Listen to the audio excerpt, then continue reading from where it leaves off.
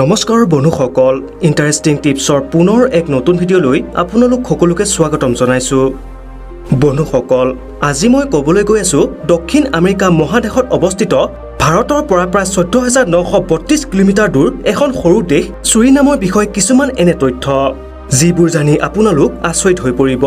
গতিকে ইয়াৰ বিষয়ে সবিশেষ জানিবলৈ ভিডিঅ'টি শেষলৈকে নিশ্চয় চাব। লগতে চেনেলটিক ছাবস্ক্ৰাইব কৰিবলৈ নাপাহৰিব। তেন্তে আহক ভিডিঅ'টি আৰম্ভ কৰোঁ।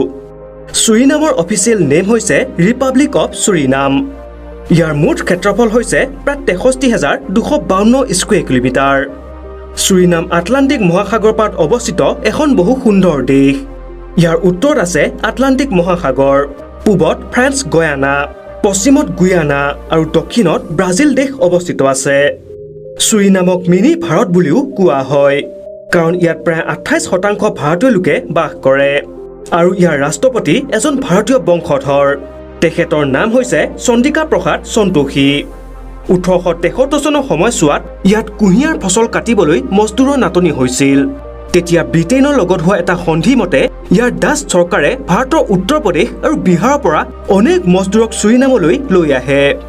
কিন্তু যেতিয়া মজদুৰবোৰৰ কণ্ট্ৰেক্ট শেষ হোৱাৰ পিছত ঘৰ উলটিবলৈ সময় হয়, তেতিয়া ভাৰতীয় মজদুৰসকলে ইয়াতে স্থায়ীভাৱে জীৱন নিৰ্বাহ কৰিবলৈ দাবী কৰিলে আৰু এনেকৈয়ে ভাৰতীয় লোকসকলে ছুৰিনামকেই নিজৰ দ্বিতীয় ঘৰ মানি থাকিবলৈ লয়। ছুৰিনামৰ মুঠ জনসংখ্যা হৈছে প্ৰায় 5,75,990 জন। ইয়াৰ ভিতৰত 29% ছুৰিনামী, 28% ভাৰতীয়, 21% আফ্ৰিকান, 13.7% জাপানীজ আৰু 1.5% চাইনিজ লোক বাস কৰে। ভাৰতৰ পৰা অনেক দূৰত থকা স্বত্তেও ইয়াত বাস কৰা হিন্দু লোকসকলে নিজৰ ধৰ্ম আৰু পৰম্পৰাক আজিও পাহৰা নাই।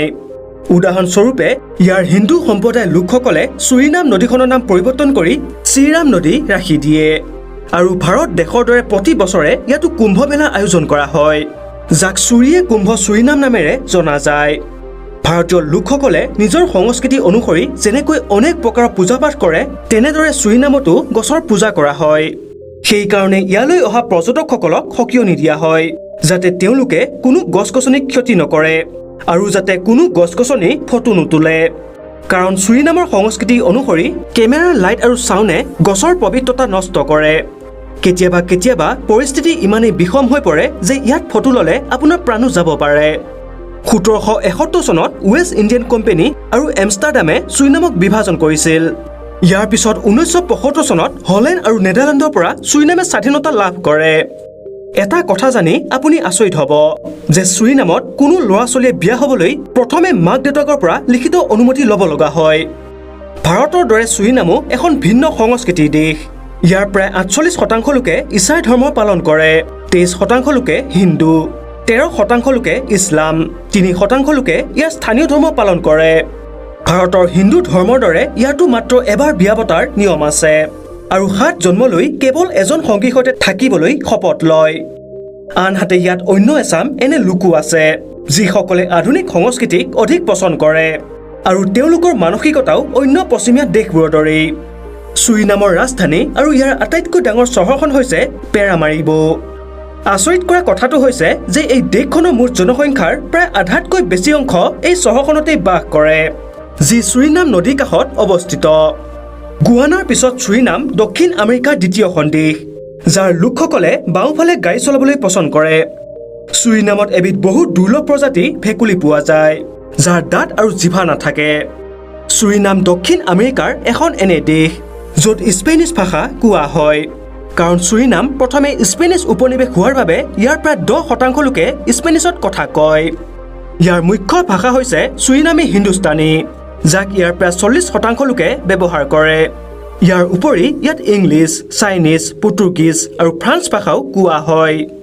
এটা কথা জানি আপোনালোক আচৰিত হ'ব যে ছুৰিনামত কেৱল এটাহে চিনেমা ঘৰ আছে, যাক টেৰিয়েল চিনেমা নামেৰে জনা যায়। ছুৰিনামৰ কাৰেঞ্চি হৈছে ছুৰিনামী ডলাৰ আৰু ইয়াৰ এক ছুৰিনামী ডলাৰ ভাৰতৰ পৰা 4 টকাৰ সমান হয়। ছুৰিনাম টুৰিষ্টসকলৰ বাবেও এখন বহু মন পচন্দৰ ঠাই। ইয়াত প্ৰতি বছৰে অনেক টুৰিষ্ট ফুৰিবলৈ আহে, বিশেষকৈ ইয়াৰ পৰ্ট জিলেণ্ডিয়া, চেণ্ট পিটাৰ এণ্ড পল কেথাৰেল, কমিউজিং নদী, ব্ৰাউন্সবেৰী নেচাৰ পাৰ্ক ইত্যাদি টুৰিষ্টসকলৰ মাজত খুবেই বিখ্যাত। গতিকে বন্ধুসকল চুৰিনামৰ বিষয়ে আজি ভিডিঅ'টি চাই কেনে লাগিল তলত কমেণ্ট কৰি নিশ্চয় জনাব আৰু ভাল লাগিলে এটা লাইক কৰি দিব লগতে চেনেলটিক সাবস্ক্ৰাইব কৰিবলৈ নাপাহৰিব তেন্তে পুনৰ এক নতুন তথা ইণ্টাৰেষ্টিং ভিডিঅ'ৰ সৈতে লগ পাম আজিলৈ ধন্যবাদ